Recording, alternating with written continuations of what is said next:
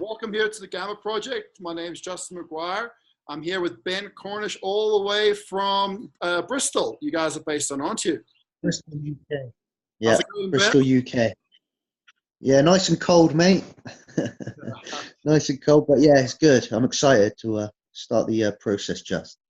Fantastic. You guys just come on board, and I'm so looking forward to next year's competitive season. I think we're going to put you guys all on the map.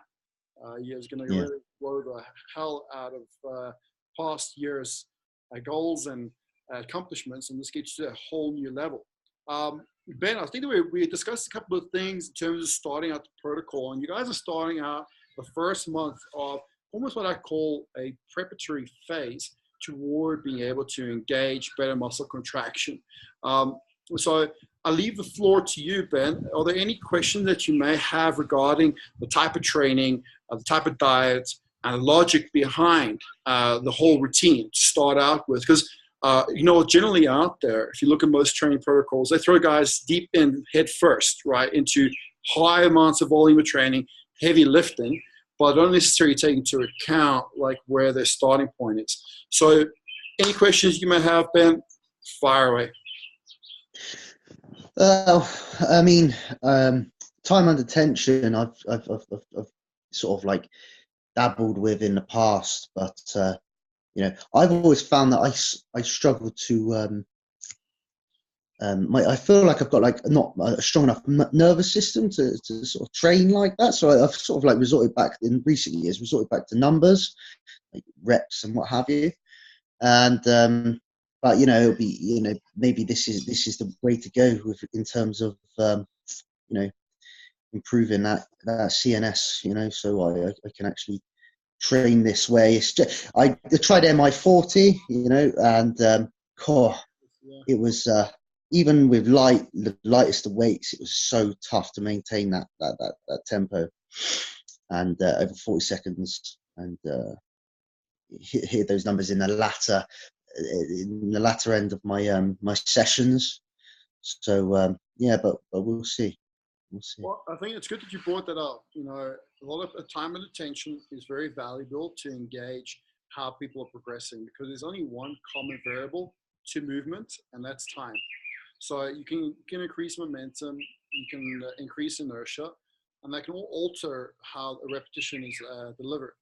But the one thing that can't really be altered to the total amount of exposure is time. So when we have time and attention, we have a deemed physiological response we'll be able to achieve out of exerting our body to that time and attention. But like you said, it's quite hard for a lot of people that might have had everything from like sleep disorders to blood sugar management problems to digestive issues, not to mention many other ailments, to actually get that control or the link from the CNS to the PNS throughout the body to orchestrate the best type of response for control, to lengthen muscle and to shorten the muscle. So the biggest reason why I put you guys under the initial protocol is firstly to solve issues that you may have within the gut itself, to help you to absorb nutrients more effectively. And in doing so, it will help you to control your stress a hell of a lot more. So your sleep will be improved, your bowel movements will be improved. Initially, you'll go through a period of detoxification, which you may feel a little bit disassociated, which is very normal. But after about 10 days into this first initial phase of prep, you'll see that your contraction will be smoother. It won't feel like you're trying to fight gravity. It'll feel like you'll be able to control movement with gravity, engaging the right attention variable. So this is why setting your body in a position to absorb nutrients more effectively is so vitally important. But it's all about jumping head first. Like if you jump head first into a program and you're just worried about hitting repetitions within a time and attention, a lot of the time you either rush a repetition or you go slow with a repetition, and you don't quite get that right amount of proprioception of control of eccentric and concentric load. So what the Gamma Project does says, okay, great, you know what, I'm going to give you 40 seconds of attention. This is the deemed tempo. But if you don't hit that tempo and you are, say, for example, only able to do 4 reps and not 8 reps in the deemed time, that's fine, because that's how your nervous system will adapt to a greater response toward control in the long run. But at the same time, there's a lot of stretching in the first month, there's a lot of yoga, a lot of stretching, a lot of very basic movements, just like walking, hiking, to be incorporated into the protocol. Not huge primal flow patterns and all this, although they have warrant their benefit.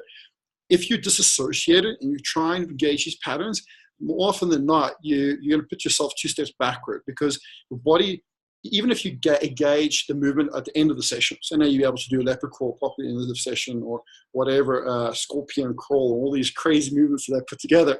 It doesn't mean that you're going to be able to remember it next time around, unless your central nervous system is positioned in such a way that it's going to allow, on a subconscious level, for programming to be set in. And in order for that to be achieved, we need to reduce the amount of tension or tone to tissue that's overly worked, which is normally the case of people that have done competitions or strenuous training for a long period of time. And the one way we do that is through stretching, through the external stimulus, but the internal stimulus is getting your gut right, getting your body in a most healthiest immune state possible with a reduced amount of inflammation as possible as well. So this is why we're going to, for the first month, you're doing 2 hours of weight training a week, 4 half-an-hour sessions. The loads are light. Like, you shouldn't feel like you're exerting yourself in terms of like lifting heavy. It should be easy for you to be able to lift the load. If you're doing 100 kilos on a squat for 10 reps, you shouldn't be doing more than 60 kilos on a squat for 10 reps in this first phase. It's not about chasing off the numbers of the weight. It's just about resetting control and proprioception, and also allowing that your catecholamines, or your stress hormone released during the session, is optimized. Okay. Thanks, man. That's good. At least you know what you're doing. Then I'll follow and trust the process. You know what? That's the thing. If you don't have a plan of action, like, you can have the best training program in the world, but the reason why I asked you guys, Ben, before I started with you guys, there were quite a few forms I asked you guys to fill in before I gave you any advice, right? Yeah. Those forms, can you inform the viewers, like, in terms of what the detail was in those forms? Yeah, it asked quite a few questions in terms of gut related questions, which I liked straight away, because I feel like I've actually got noticeable gut problems, struggle with a bit of IBS, and there's a few questions asking, do I feel tired at certain times of the day? One being in the afternoon. I do feel tired in the afternoons, which was good to even just be asked, because it must mean something. Sure does. So it goes into, it went into quite a few little niche questions, which I thought were good, because obviously these little things, I didn't even know it meant anything. I just thought I had my lunch and I was getting some sort of like hypoglycemic reaction or something, but if you're asking if it's a certain time of day, I do struggle in the afternoons at work. I could fall asleep, that's so little things like that. What was your answer to the question of whether you get more sugar or salt cravings? It was sugar cravings. So I've got a sweet tooth, and I'll crave sugar more than salt every day of the week, as far as I can remember. And there's a logic behind that question, actually, Ben. So people that generally crave a lot of sugar, it's a possible symptom, 9 times out of 10 in my experience, that your release of stress hormone is far beyond a natural normal control, or where it should be. And the reason why your body is releasing so much stress hormone, to give a background, what stress hormone does, it energizes our bodies because it allows us to produce ATP. Right? So when we're training, we release stress hormone so we can generate ATP for muscle contraction and for movement, in essence. So if you think about a scenario where we would be wild animals, before technology, and when we're living back in the cave, we would have our environment, which we go, hunting animals and gathering berries and fruits and veggies and what have you. And we would be pretty calm, except for when we were doing the hunt, we would be more dialed in. Our periphery would be a bit more squared off, and we'd be more tunnel vision, focusing on the kill. And the same thing would happen is if we were being attacked by a lion or attacked by a wolf up in Europe, then, you know, all of a sudden your gap for exit is narrowed to get out of the situation. So the problem is, in the modern day world, we are bombarded with so much stimulus that causes this type of effect. So we live in this hole, and because we live in this hole, the amount of stress hormone being released to keep us in that hole is extremely high. It's way higher than our bodies would naturally like it to be. And with elevated stress hormone, it affects your blood sugar control. And when your blood sugar is all over the shop and it's going high and low, and you're going to points of hyper and then hypoglycemia, all of a sudden your body's like, okay, I got to regulate this somehow. Let's release some stress hormone to release some glucose from the glycogen stores in our bodies to keep things more level so the brain doesn't feel as overwhelmed. That being said, the only thing that can help elevated levels of stress hormone are elevated levels of insulin. And the one way we get insulin up as quickly as possible is sugar. That's why we crave sugar, refined sugar in particular, to try and almost modulate our stress hormone that's being bombarded through unnatural means in the modern day world. So a simple question like, do you crave more sugar or more salt, can give us a clear understanding of if you have an overabundance of stress hormone in the body, or if possibly you have a thyroid issue. So those who crave a lot more salt than sugar generally have underactive adrenal health, right? The adrenals aren't as responsive as they should be. And it's normally seen after years and years of being overactive. So scenario, with a guy in their 20s, right, living in a corporate world, all of a sudden he goes into his new job and works 12, 14-hour days. He wakes up in the morning and he used to have breakfast when he was in his days of studying. Now all of a sudden he's rushed. Forgets his breakfast, drinks a cup of coffee to get energy, goes to work, may snack on 1 or 2 sandwiches during the course of the day, gets back home, has a pizza before going to bed. Right? Quite a common scenario. Yeah. Those type of individuals, up until maybe about their 40s, maybe 50s, they're the kind of guys that would crave sugar and alcohol. Right. When they get to their 40s or 50s, they've had 2 to 3 decades of complete exposure or overexposure to stress hormone to try and energize them instead of having good nutrition, good nutrients, balanced amount of hydration, very important, going through their body. So the adrenals say, you know what, fucking hell, sorry for my friends, they say, oh, we're tired, like we're really tired. And another thing about it is overactive adrenals also reduce the activity of our thyroid, because the thyroid regulates metabolism. But if you have a load of fire burning a lot of wood, you don't want to fuel that fire anymore. So the body says, okay, cool, that fire is damn hot. Let's just reduce the amount of heat to that fire, and how it does that is lowering thyroid function. You initially get a thyroid spike, and then you have a thyroid lower down. Now, as that starts to happen over the years and you get more metabolic damage, all of a sudden, your adrenals say, whoa, I can't handle this. And you can't. Hi, Ben. You there? Yeah, sorry about that. Lightning going on over here, so it just disrupted the signal there for a second. Yeah, I don't know what happened, mate. So your system's bombarded with stress for many years, and all of a sudden, like, adrenals aren't as responsive as they should be. And neither is your catecholamine control or release of it. So sugar, sodium, is highly excitatory to the body. So when you crave a lot of, salt, not sugar. When you crave a lot of salt instead of sugar, it's to stimulate a stress response. So generally when you ask a question of, do you crave more sugar or more salt? It just gives you an insight as to how that person's adrenal health might be in that given day of question or that given period of question. So at the moment, you're craving a lot of sugar, which means that you're probably releasing quite a lot of catecholamines, which isn't necessarily a bad thing because it tells me that the adrenals are working. At least they're working. So it might be overworking, but they're still working. So we can reverse the negative effect that overactive adrenals may currently be having by resetting gut health. Bacteria balance has a major effect on the stress hormone release and nutrient absorption. More nutrients, better hydration, less need for stress hormone.